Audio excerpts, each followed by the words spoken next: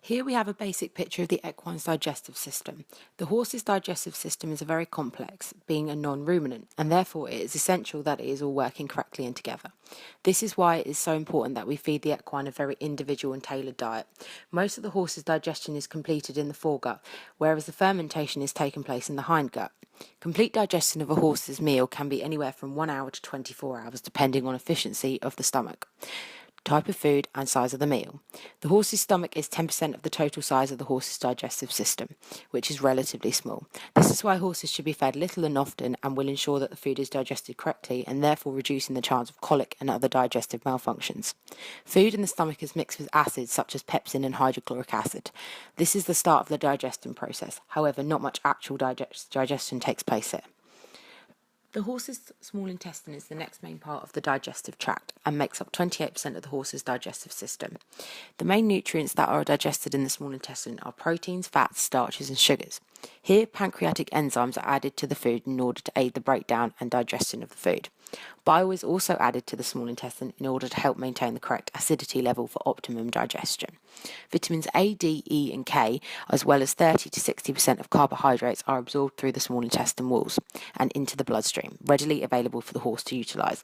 The horse's hindgut or large intestine is where the bulk of the digestion takes place and makes up 62% of the digestive system. The majority of the digestion that takes place in the hindgut is microbial rather than enzymatic. Here, fibres are broken down into smaller compounds, which are also known as volatile fatty acids. These can then be readily absorbed by the walls of the large intestine.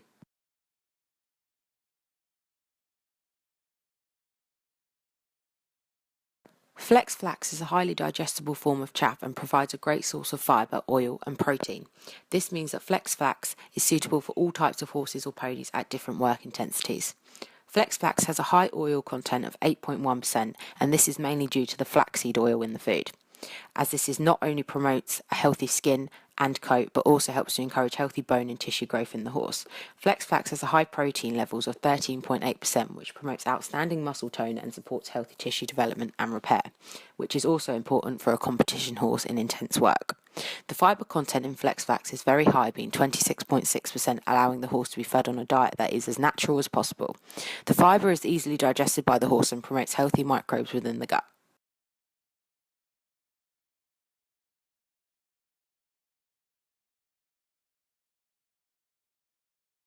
Alpha is a legume related to the pea and bean family. Alfalfa provides lots of valuable nutrients and also provides energy at a level that can be met by the requirements of horses in light to moderate work. It helps to reduce the risk of digestive upsets such as colic and laminitis and should avoid overexcitability behaviour too. It is low starch and sugar content, a good source of quality protein, bioavailable calcium. It has a wide range of vitamins such as vitamin A and vitamin E and vitamin B. Alfalfa also contains valuable levels of the trace mineral cobalt that enables the horse to synthesize vitamin B12, which is involved in iron absorption and utilization. It also acts as a buffer. Recent research commissioned by Dengie and carried out by the Royal Dick Vet School in Edinburgh investigated the buffering capabilities of alfalfa. The acidity of the gut needs to be kept within certain parameters in order to keep the gut healthy. It is known that feeding cereals increase the acidity in the gut, and this is linked to problems such as gastric ulcers, colic, and laminitis. The study found that feeding between 25 and 50% of the diet as alfalfa helped to counteract the negative effect of cereals. Alfalfa pellets contain pure alfalfa and are a high fibre source for horses.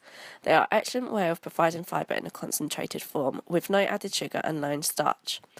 Alfalfa pellets are rich in calcium and other naturally occurring vitamins and minerals. They can be fed soaked, making it ideal for older animals who struggle to chew. They are also perfect to use in a small snack bowl to reduce boredom and provide a more natural chicken feed rate.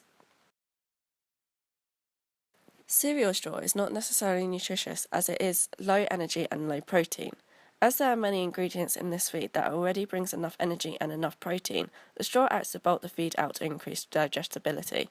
Cereal straw is a good alternative to hay or haylage that may be hard to get hold of. This can replace it totally or partially. As the aim of this feed is to act as the horse's main source of forage and so acts as the total replacer. Dried grass has a low sugar content and so are suitable for laminitis. They have a high fibre content to encourage chewing and salivation and supports gastric health. Dried grass also is a high quality and protein source to encourage muscle growth. It is also molasses free. It can be added as an energy source or for coat condition. It is well known for putting a shine on the horse's coat and as a source of energy. It is one of the alternatives that can replace starch in the diets of horses, for which that nutrient is an issue, whether for temperamental or metabolic reasons. Although there is a lot of positives in oil, it does contain empty calories, containing no other nutrients, meaning that if you feed the horse too much oil, then they'll put on weight, and recent studies show that a high intake of oil slows the digestion of fibre. Oil helps hard-working horses who need mobility and joint support. It supports healthy tissues, the immune system, and improves the efficiency with which horses turn their food into energy. Performance and sporting horses benefit from help with muscle recovery and increased speed and stamina. Horses will also become less moody or excitable and easier to train. It is ideal for horses and ponies who need to maintain their general condition and health. It nourishes the coat, bones and hooves of horses of any age and helps maintain a healthy heart. Other vegetable oils available may be cheaper, but many are heat treated or have chemicals added, either in the growing or in the production. Therefore, they will not deliver the same benefits as flaxseed oil. As a vegetable-based oil, cold-pressed flaxseed oil is a slow-release energy source, which is, unlike some other oils, easy for horses to digest and is a good source of omega-6 flaxseed oil and one of the few vegetable sources that contains omega-3. Herbs are said to be the middle ground between medicine and feed. Horses, in the recent past before modern agricultural methods, grazed in large areas naturally selecting herbs as they went. As a result of this, FlexVets has included a mixture of dried herbs into the feed to induce natural feeding. Brewer's yeast works in the hindgut to stimulate microbial fermentation and so improve fibre digestion as a result. Yeasts are also rich in a source of vitamin B. Fructooligosaccharides are prebiotics. Prebiotics covers non-microbial growth in the digestive system of the horse and are usually derived from complex carbohydrate sources. Fructooligosaccharides are composed of complex sugars. These are thought to work out by providing the appropriate energy source for beneficial bacteria to grow in the small and large intestines, so promote a healthy gut environment. There are 6 main nutrients that need to be incorporated into the horse's daily diet, and these are water, carbohydrates, fats, protein, minerals, and vitamins. Nutrients are important for an energy source. They are important for creating chemical reactions within the body. They can be used to transport substances throughout the body, and they're helpful for regulating the horse's body temperature. The first nutrient we are discussing is water. A mature horse should consume 65% of their body weight in water daily, but this depends on size, weight, breed, weather conditions, sweat loss, feed, and exercise of each individual horse. Most of the water the horse consumes is stored within the body in cells, digestive tract, and the bloodstream. The horse should also have access to clean water 24/7. However, horses should not have access to water straight after intense exercise for at least an hour, as this may lead to colic or other digestive upsets. Water may and can contain trace minerals. However, water does not contain an adequate amount of minerals in order to be a sole supply. The second main nutrient that we are discussing is carbohydrates. Carbohydrates can be classified in 2 groups, structural and non-structural. Carbohydrates are also known as starch and glucose and are used by the horse as an energy source. Non-structural carbohydrates are more readily available to the horse as an energy source. Amylase is used to break down non-structural carbohydrates into glucose and simple sugars, and these are absorbed by the small intestine. Structural carbohydrates are known as cellulose and hemicellulose, which are found in plants. These can only be broken down by bacterial enzymes and are therefore converted into volatile fatty acids, which supply 30 to 70% of the horse's main energy source. The third main nutrient that we are talking about is fats and lipids. Fats are described as a concentrated source of energy. All fats are known as triglycerides, which are broken down into fatty acids by digestive enzymes. This process has to occur before they can be absorbed by the small intestine walls. The use of fat within the horse's daily diet has great effects on the horse's condition when used in moderation. Fats can improve horses' coat condition and can increase energy levels. Fats are divided into two groups. Essential, the horse cannot create them and they need to be fed them. Linolenic acid is an essential fatty acid and the horse must be fed it. It can be fed using soya oil, linseed oil, corn oil, vegetable oil, fish oils or cod liver oil. The other group is a non-essential.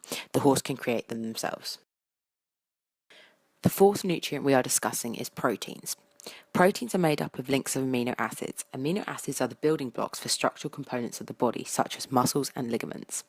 There are 22 amino acids that the horse must have in their diet. However, not all of these are provided by the horse's body itself, and some need to be fed daily. Amino acids are divided into two groups, the essential amino acids and the non-essential amino acids. The protein content in the horse's diet is calculated as the nitrogen content and can vary as to how much each horse needs dependent on the horse's breed and workload.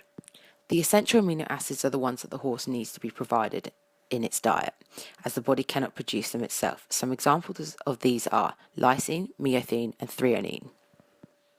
The non-essential amino acids can be provided by the horse itself and do not need to be provided in the horse's daily diet. Some examples of these are glycine, aspartic acid, and triosine. The last nutrients we are discussing are vitamins and minerals. Minerals are used to make up structural components such as muscle, bone, and ligaments. They can also be widely used in energy transfers as well as amino acids and hormones. Minerals are divided into two groups. Macronutrients are required in the horse's diet, and these are calcium, phosphorus, sodium, potassium, chloride, magnesium, and sulfur. And micronutrients, which are expressed as parts per million and a Colbert. These include copper, fluorine, iodine, iron, magnesium, selenium, and zinc. Vitamins are very important in the horse's diet as these aid in regulating physiological functions in the horse's body. Vitamins are divided into two groups. Fat-soluble vitamins need to be absorbed by fat in the diet in the small intestine. Some examples of these are vitamin A, D, E, and K. Water-soluble vitamins are capable of being produced by the horse. They are not required in large quantities as they are stored in the body's water resources. Some examples of these are vitamin C, B, biotin, and choline.